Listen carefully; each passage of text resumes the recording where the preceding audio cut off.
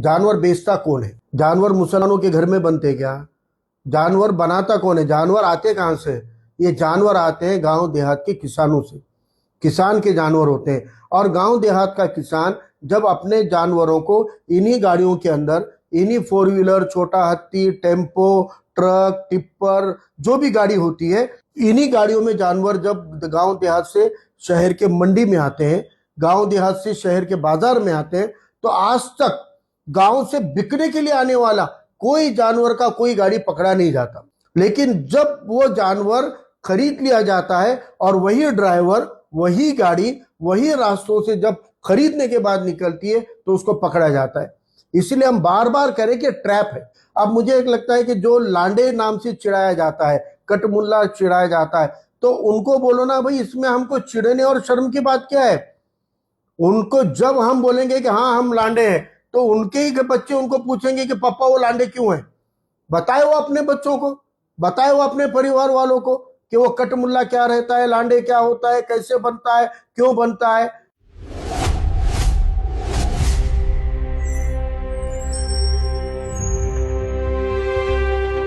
जो चीजें आपको चिढ़ाने के लिए इस्तेमाल की जाती है, जो चीजें आपको तोहमत लगाने के लिए इस्तेमाल की जाती है, जो चीजें आपको चुभाने के लिए और टॉर्चर करने के लिए इस्तेमाल की जाती है, उन्हीं चीजों को हम एक बेहतरीन इखलास का हथियार बना सकते हैं।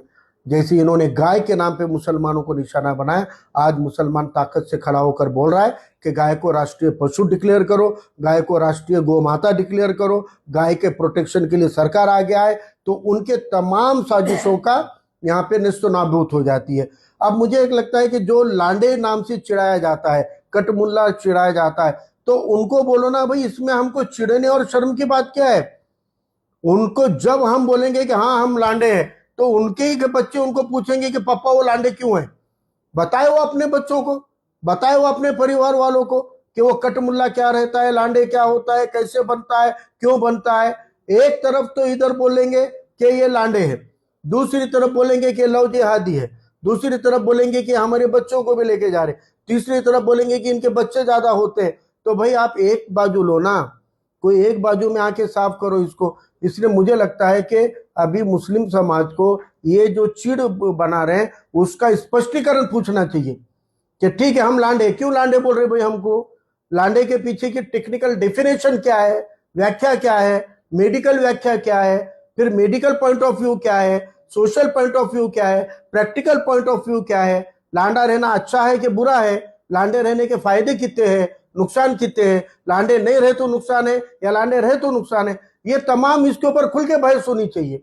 किसी भी चीज को वो समझेंगे गाली है, हम क्यों माने गाली है, वो समझेंगे चिढ़ा रहे, हम क्यों चिढ़े। हम बोलेंगे उनको स्पष्टीकरण दो हमको, भाई ये लांडा क्या रहता है, क्यों रहता है, इसको मेडिकल साइंस कैसे नजर से देखता है। इसके ऊपर खुलकर सवाल पूछने चाहिए और इनके साजिश के हथियारों को ही इनके ऊपर पलटना चाहिए। नहीं, खुली बात है, भेदभाव वहां से शुरू नहीं होता है। भेदभाव शुरू यहां से होता है कि जब जानवर बेचता कौन है? जानवर मुसलमानों के घर में बनते क्या? जानवर बनाता कौन है? जानवर आते कहाँ से? ये जानवर आते हैं गांव देहात के किसानों से। किसान के जानवर होते हैं और गांव देहात का किसान जब अपने जानवरों को इन्हीं गाड़ियों के अंदर, इन्हीं फोर व्हीलर, छोटा हाथी, टेम्पो, ट्रक, टिप्पर, जो भी गाड़ी होती है, इन्हीं गाड़ियों में जानवर जब गांव देहात से शहर के मंडी में आते हैं, गांव देहात से शहर के बाजार में आते हैं, तो आज तक गांव से बिकने के लिए आने वाला कोई जानवर का कोई गाड़ी पकड़ा नहीं जाता। लेकिन जब वो जानवर खरीद लिया जाता है और वही ड्राइवर, वही गाड़ी, वही रास्तों से जब खरीदने के बाद निकलती है तो उसको पकड़ा जाता है। इसलिए हम बार बार करें कि ट्रैप है, यह ट्रैप है तुम्हारी लूट करने के लिए, तुम्हारे पैसों के, तुम्हारे खर्चे को, तुम्हारे पॉकेट को काटने के लिए, तुम्हारे जेब कतरने के लिए, तुम्हारी माशी लूट करने के लिए। और ऊपर से आपके ही पैसों से बजरंग दल को हफ्ते जाते हैं, आपके ही पैसों से पुलिस को हफ्ते जाते हैं। कहा जाता है कि पुलिस को हफ्ते देने पड़ते, ये जो चिंटू है, नफरती चिंटू को हफ्ते देने पड़ते। कहां से जा रही है हफ्ते?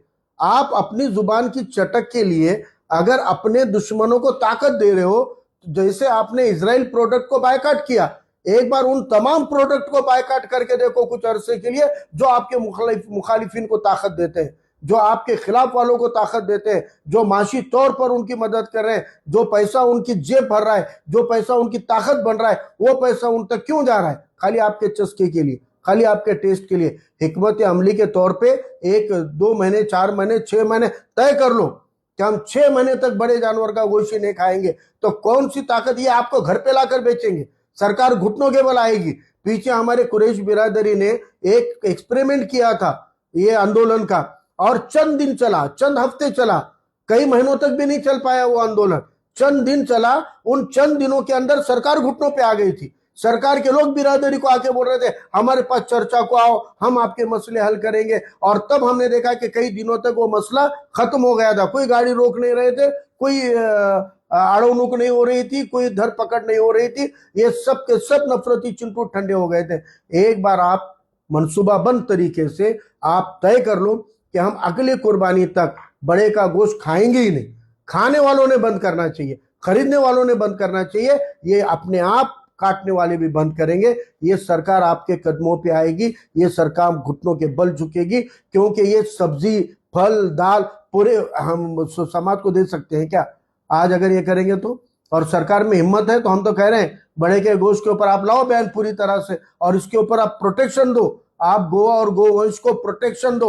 वो गोवंश बाजार में आना ही नहीं चाहिए, बिकना ही नहीं चाहिए। अगर हिम्मत है तो सरकार करके दिखाए, लेकिन ये सरकार करेगी नहीं, क्योंकि ये सरकार को दंगों के लिए और रिश्वतखोरी के लिए ये चीजों को इशू बनाए रखना है।